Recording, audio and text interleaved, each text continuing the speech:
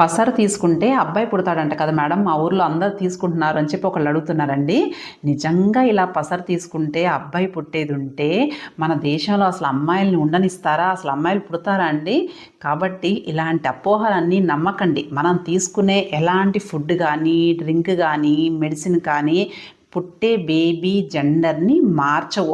మనం చిన్నప్పటి నుంచి ఏదైతే పుస్తకాలలో చదువుకుంటున్నామో మగవాళ్ళ నుంచి వచ్చే ఎక్స్ క్రోమోజోమ్ వల్ల అమ్మాయి పుడుతుంది, అదే వై క్రోమోజోమ్ వస్తే అబ్బాయి పుడతాడు అనేది ఏదైతే మనం చిన్నప్పటి నుంచి చదువుకుంటున్నామో అది మాత్రమే నిజం. అదైతే ఎప్పటికీ మారదు. అండ్ బేబీ ఆడపిల్ల మగపిల్లవాడు పుట్టేది అనేది జెండర్ సెలెక్షన్ అనేది పాసిబుల్ అనేది కాదు, అండ్ లీగల్ కూడా కాదు.